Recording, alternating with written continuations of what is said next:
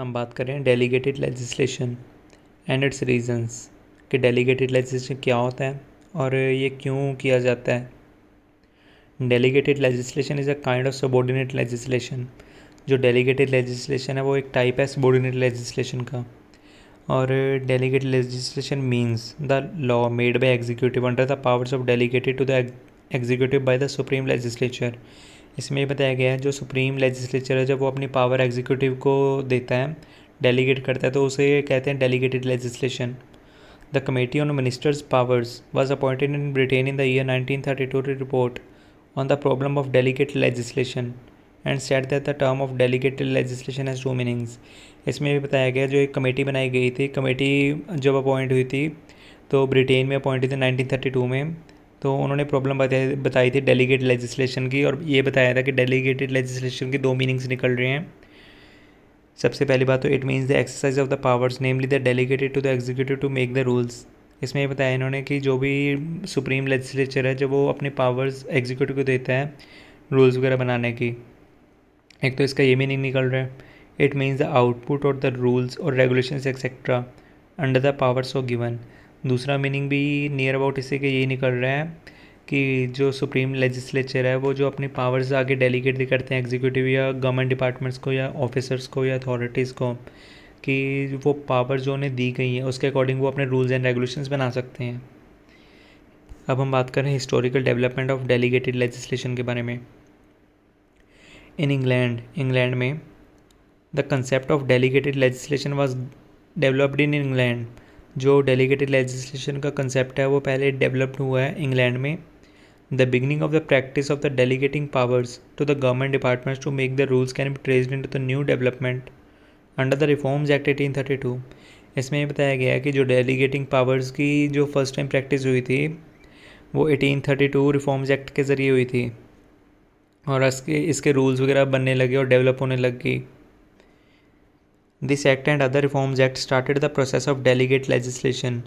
Reforms act 1832 और जो आगे इसके एक्ट और भी बनाए गए वो सारे के सारे डेलीगेट लेजिस्लेशन के प्रोसेस पे वर्क करने लगे। With the beginning of 20th century number of important changes took place. जैसे 20th सेंचुरी की स्टार्टिंग हुई काफ़ी चेंजेस होने लगे। New problems came into the existence, काफ़ी न्यू प्रॉब्लम्स देखने को मिलने लगे।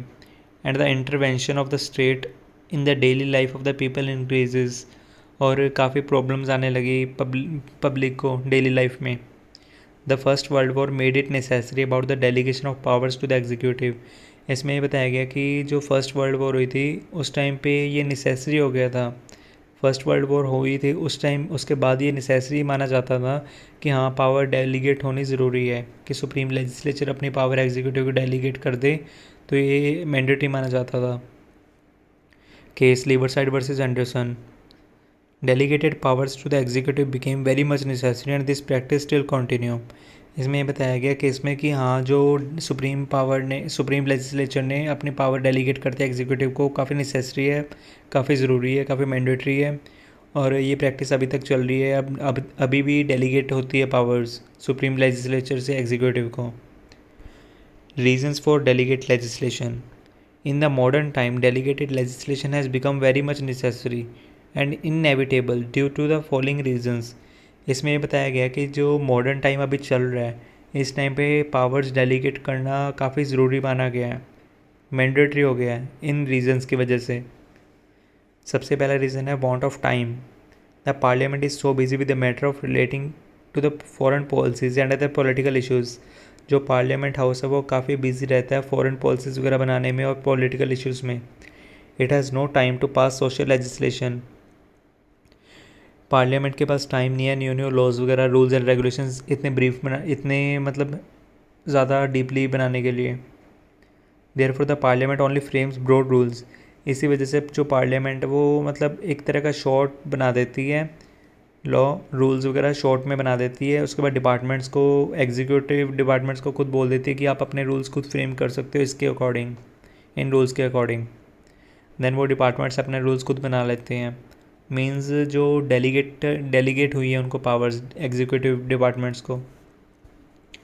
Technicality of the matters. The politician may be good politician and are not expert in all matters. इसमें ये बताया गया कि जो एक पॉलिटिशियन है वो ज़रूर एक गुड पॉलिटिशियन ज़रूर होगा, बट वो हर काम में एक्सपर्ट नहीं है, हर मैटर में। Some matters are complicated and are technical. काफ़ी मैटर्स ऐसे होते हैं जो कॉम्प्लिकेटेड होते हैं, कॉम्प्लेक्स होते हैं, डिफ़िकल्ट होते हैं, टफ़ होते हैं और टेक्निकल होते हैं। The MPs and MLAs are ignorant about it. MP और MLA जो होते हैं वो इस बात को इग्नोर करते हैं बिकॉज उनको ये बात समझ नहीं आती।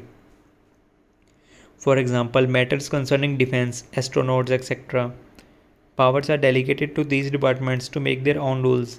इसमें बताया गया जो डिफेंस का डिपार्टमेंट है और जो एस्ट्रोनॉट्स का डिपार्टमेंट है उन्हें पावर्स डेलीगेट की गई हैं सुप्रीम लेजिस्लेचर की साइड से कि वो अपने रूल्स एंड रेगुलेशंस खुद बना सकते हैं। Emergency, during the times of emergency quick action is necessary. Emergency के टाइम पे क्विक एक्शन, जल्दी एक्शन लेना काफ़ी ज़रूरी माना जाता है। And at the same time it is kept to be confidential.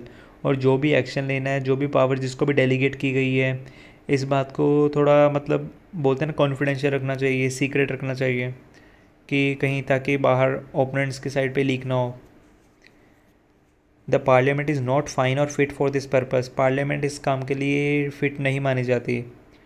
There for the executive is delegate the powers to make the rules and situations. Then जो एग्जीक्यूटिव को पावर्स डेलीगेट होती हैं वो अकॉर्डिंग टू सिचुएशंस अपना काम करते रहते हैं। For example in England there is emergency powers act 1920, emergency powers act 1939, emergency powers act 1940। England में एमरजेंसी पावर्स एक्ट वगैरह बने हुए हैं कि जब भी इमरजेंसी लगेगी तो इस एक्ट के अकॉर्डिंग जैसे अमेंडमेंट वगैरह होती रहती है, उस एक्ट के अकॉर्डिंग पावर्स वगैरह खुद से शिफ्ट हो जाएंगी। Local matters, there are certain matters which have the concern only a particular locality. इसमें बताया गया है कि कई ऐसे मैटर्स होते हैं जो जस्ट पर्टिकुलर लोकेलिटी के लिए होते हैं और पर्टिकुलर ग्रुप ऑफ प्रोफेशन या ग्रुप ऑफ प्रोफेशन मतलब लाइक CA का प्रोफेशन हो गया, लॉ का प्रोफेशन हो गया, डॉक्टर्स का प्रोफेशन हो गया, पर्टिकुलर प्रोफेशन के लिए होते हैं। So powers are delegated to the department to make the changes. So powers जो डेलीगेट करती है सुप्रीम लेजिस्लेचर, पावर्स डेलीगेट करती है एग्जीक्यूटिव को, डिपार्टमेंट्स को, वो न्यू मतलब चेंजेस लाने के लिए करती है। And rules by consulting the people of that area. New rules ऐसे बने कि मतलब किसी को कोई प्रॉब्लम ना हो।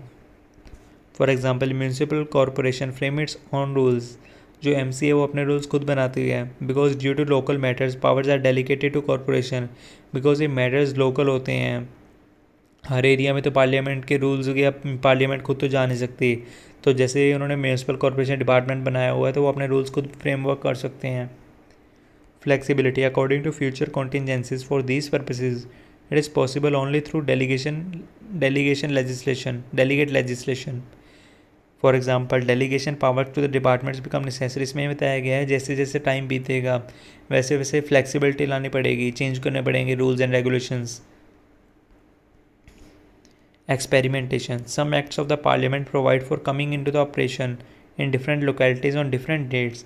जो पार्लियामेंट के कई एक्ट्स ऐसे होते हैं, कई ऑपरेशंस ऐसे होते हैं जो डिफरेंट डिफरेंट लोकेलिटीज़ पे होते हैं, डिफरेंट डिफरेंट डेट्स को होते हैं, according to their suitability and to the matter of experiment. ये जस्ट पहले तो ये देखना पड़ता है कि ये सूटेबल होगा ये टाइम या डेट, और उसके बाद ये देखते हैं कि हाँ कोई किस मैटर पे मतलब जो भी मैटर होता है उस पर एक्सपेरिमेंट किया जाता है। Ministers are given the powers to make the orders about the date of application. Ministers के पास पावर्स होती है ऑर्डर कर मतलब ऑर्डर वगैरह ऑर्डर देने की कि कौन सी डेट को ये सब होगा। Okay, thank you.